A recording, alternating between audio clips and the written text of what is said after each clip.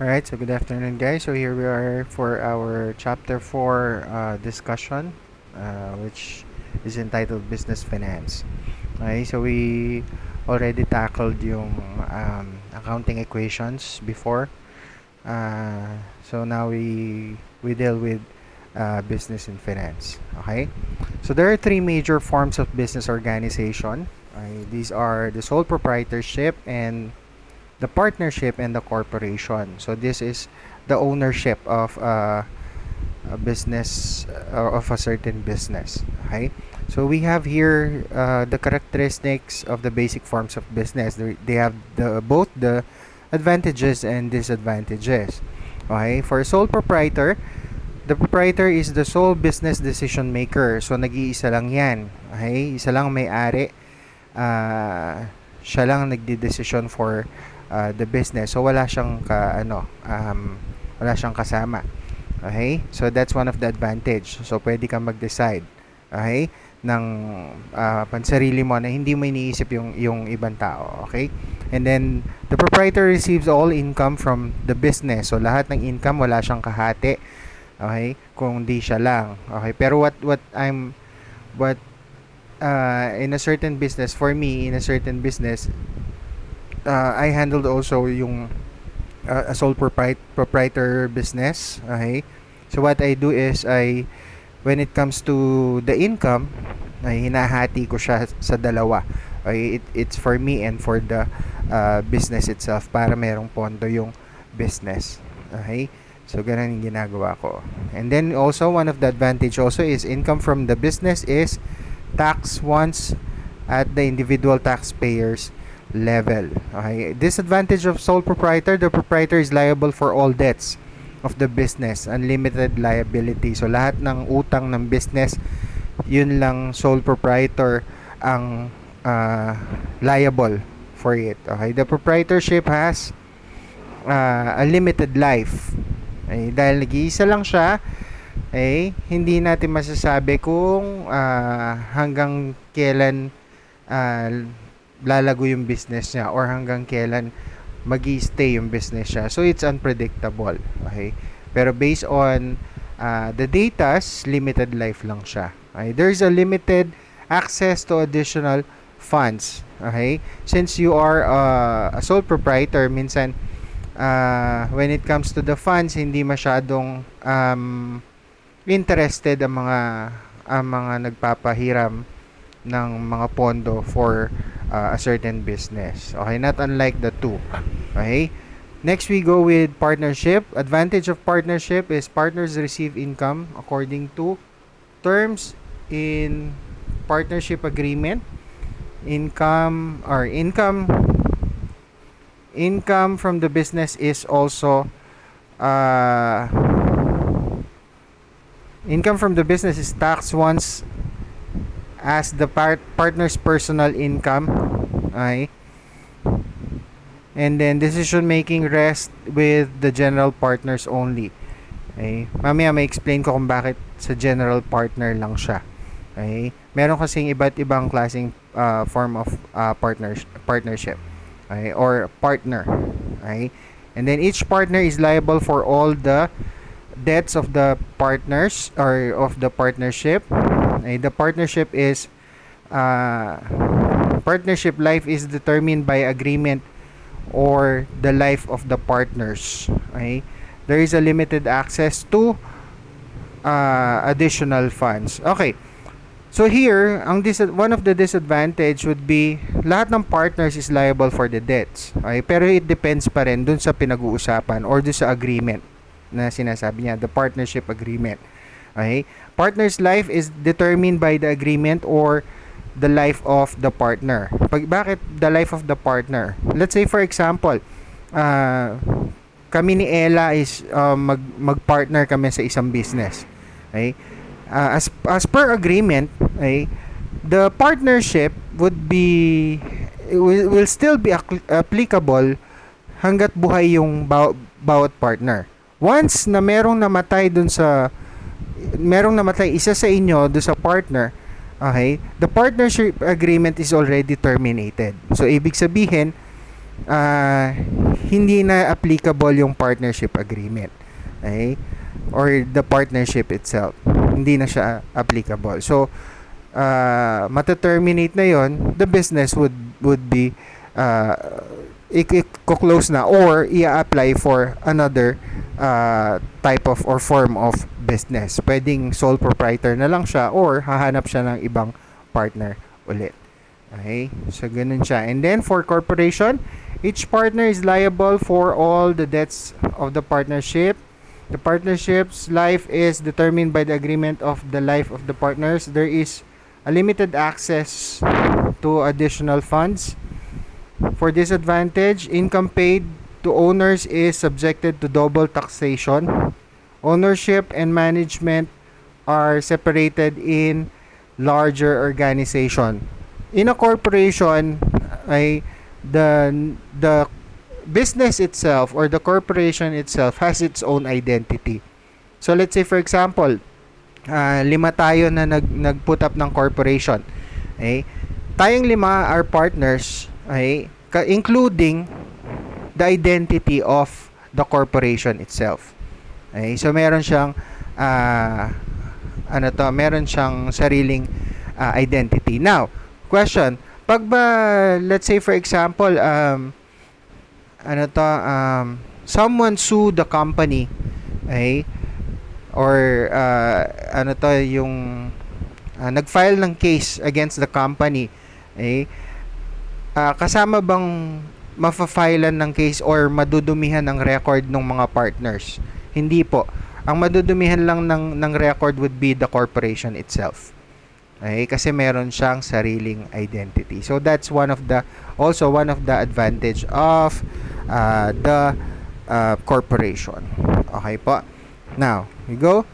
A sole proprietor is a business entity owned by one party only. One party lang, and it is the simplest form of business. It is easy to form. The business income is taxed along with others or with the owner's other income. Okay? The owner is liable for medyo lower tax siya. Okay? When it comes to when we talk about taxes. Okay, the owner is liable for the debts of the business. Yun lang isa sa mga disadvantage. Yung owner lang ang magiging liable sa mga utang ng business. The owner controls the decision of the business. Siya lang ang nagde-decision para sa business niya. And the business ends when the owner does. Okay? So once the owner's life end, the business also ends. Pero na lang kung ipapasa niya ito sa mga kamag-anak niya. Okay? Pero mapapalitan na kasi nakapangalan doon sa namatay, mapapalitan na siya ng ownership or pwedeng mapalitan din possible na mapalitan din ng pangalan. Okay? Now, partnership is an agreement between 2 or more persons to operate a business. So this is a different form of business. Okay? So kanina sole proprietor, ngayon partnership naman. So partnership, it includes 2 or more person to operate a business. A partnership is similar to a sole proprietorship, except instead of one proprietor, there is more than one proprietor. So marami kayo dito. Let's say for example, 2 or more. Okay? You decided to put up a business. Kamukha yung ginagawa ninyo sa business plan ninyo. If you will push through with that as a business, okay, partners kayo niyan. Kasi 3 kayo eh. 3 kayong puput up ng business na yon. Okay? Pero there's also an agreement na ginagawa para a partnership agreement para meron kayong pinagkakasunduan. Okay? Remember, everything should be in black and white. Pag sinabi natin black and white, lahat nakasulat po. Meron po lahat kasulatan para hindi kayo nagkakaroon ng issue. Okay? Para walang nag-aargabyaduhan. Okay? So, ganun po. Now, most partnerships are general partners or general partnership. Ibig sabihin, consisting only of general partners who participate fully in the management of the business, share in its profit and losses, and are responsible for its liability. So lahat, decision making kasama, ay profit and losses kasama siya, and liabilities kasama siya if you are a general partner. Okay? Or if you decided to have a general partnership. Okay? A limited partnership, this is consists of at least one general partner, okay, one general partner and one limited partner. The general partner is the something like a main owner, okay, or yung pinakamataas ang share ay ng ano to ng capital ay dun sa business. So that's a general partner. Okay? And one limited partner. Si limited partner, isa siyang investor. Okay? Limited partner invests in the business but do not participate in its management. So, pwede, in a limited partnership, meron kang several na general partners at several na limited partner lang. Okay? Hindi sila nagpa-participate. Ang limited partner, hindi nagpa-participate sa management. Hindi sila nag-share sa profit and loss of the business. Okay? I mean, they share the profit and losses of the business, okay, based on the partnership agreement, but it is not liable for the debts incurred by the business or beyond his or her initial investment. So, hindi siya included sa debts ng or sa utang ng business. Pero, included siya dun sa profit and losses. Of course, dahil pag kumita yan, kailangan may makukuha siya dahil nag-invest siya. Pero pag nag-loss yan, kasama siya sa losses. Okay? So, ganun po.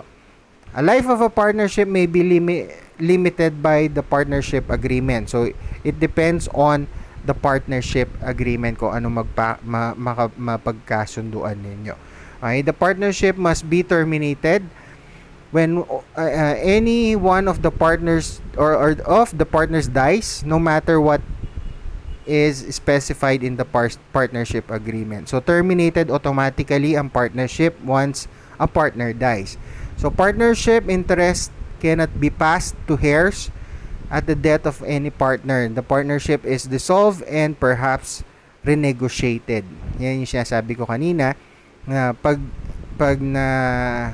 namatay si partner, hindi siya pwedeng ipasa sa mga anak niya or sa mga kamag-anak. Okay? Dinidissolve yung partnership or pwede siyang i-renegotiate. Okay? Depende kung magkakasundo kayo ng partner mo ulit. Okay?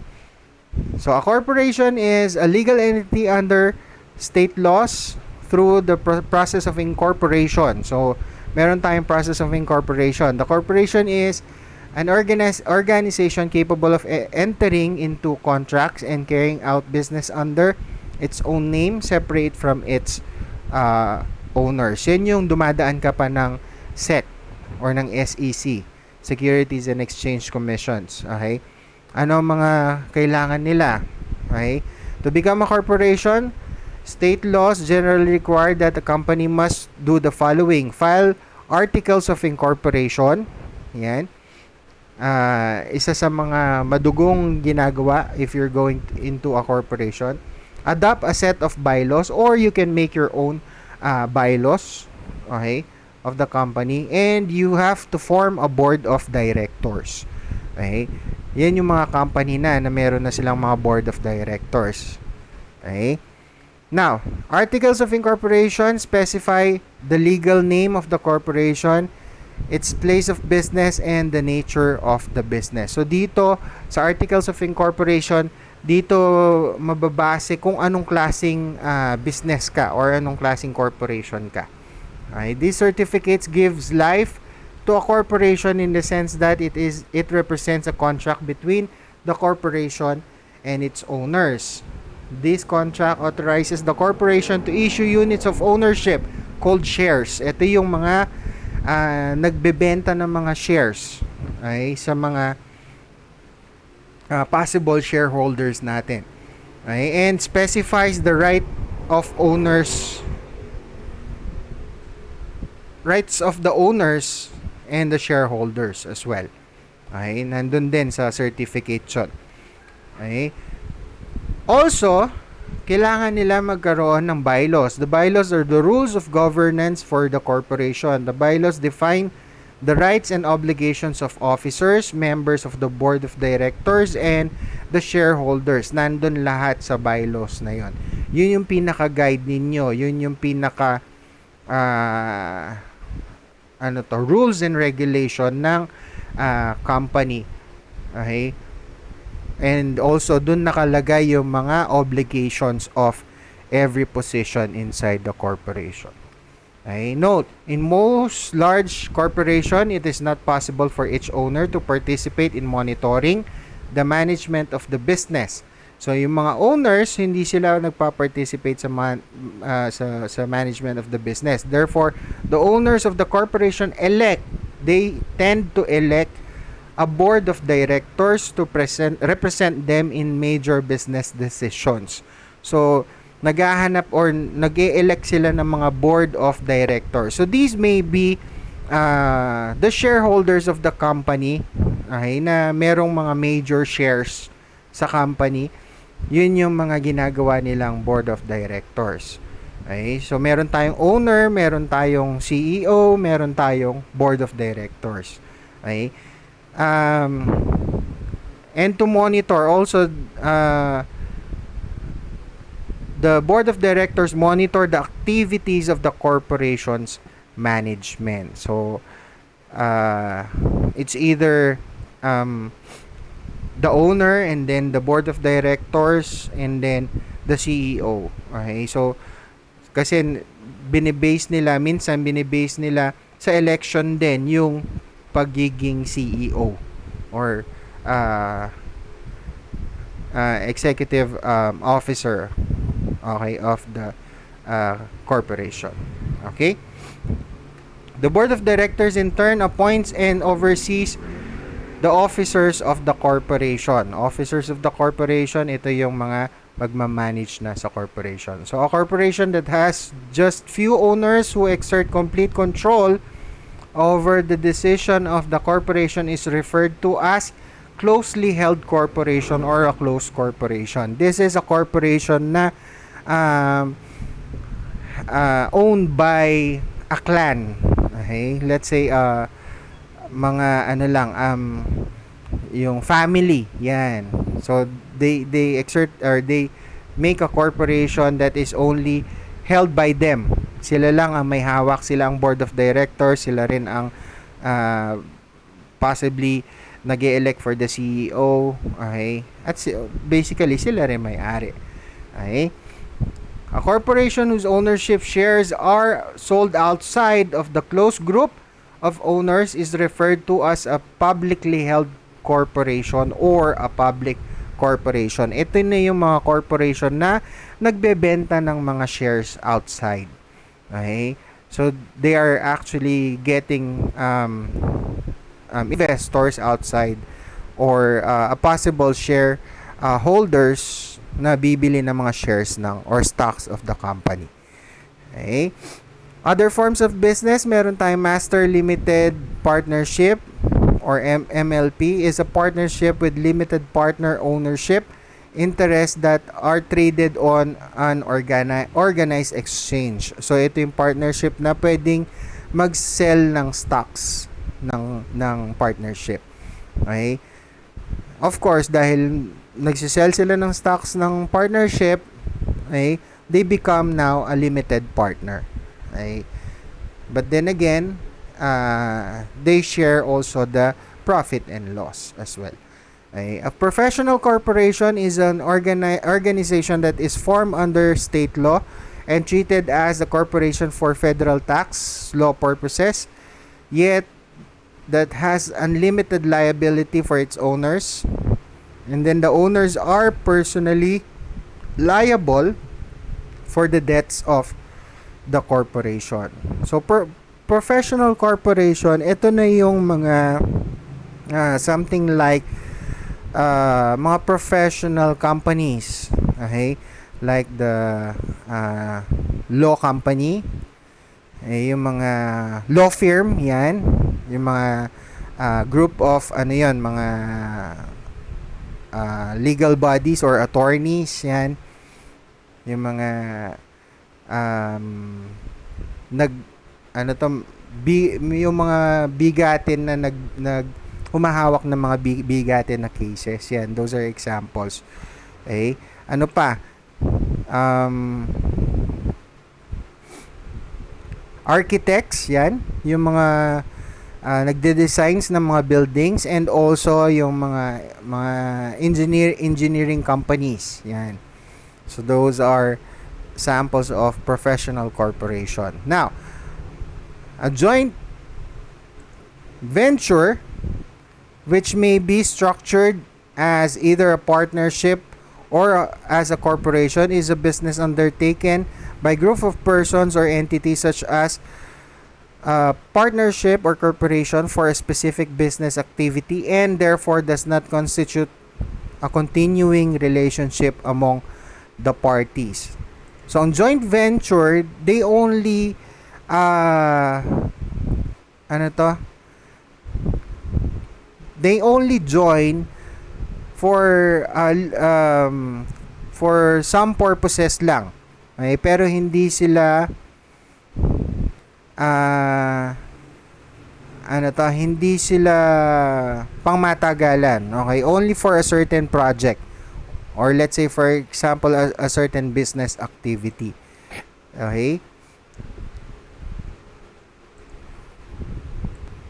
So, after that business activity, okay, the venture will be dissolved automatically. Okay, so that's a joint venture. So, that's all for our discussion. We'll see you each other later for our Google Meet. So, have a nice day, guys, and stay safe.